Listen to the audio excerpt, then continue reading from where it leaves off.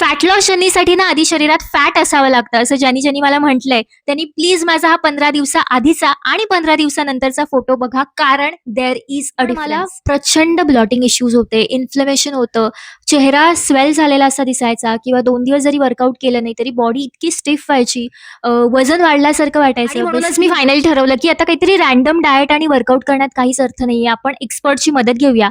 So मी finally science based fitness club join केलं. Almost 15 दिवस झालेत, पण कमाल डिफरन्स आहे. WhatsAppवरती 5 जणांचा ग्रुप आहे. सर स्वतः आहेत. अश्विनी मॅम आहे, ज्या स्वतः न्यूट्रिशनिस्ट आहेत. ट्रेनर्स आहेत आणि सगळे चेकआउट करत असतात, की वेळेत खाल्लंय का? वर्कआउट झालंय का? आपली आई जशी आपली काळजी घेते ना, तितक्याच प्रेमाने ही सगळी टीम आपली काळजी घेते. आणि ऑनलाईन 4 वर्कआउट्स असतात. असं अजिबात वाटत नाही, की अरे आपण घरी वर्कआउट करतोय. म्हणजे जिमला जाऊन आल्यानंतर जे एक फुलफिलिंग वाला एक फीलिंग येतं ना, ते फीलिंग येतं.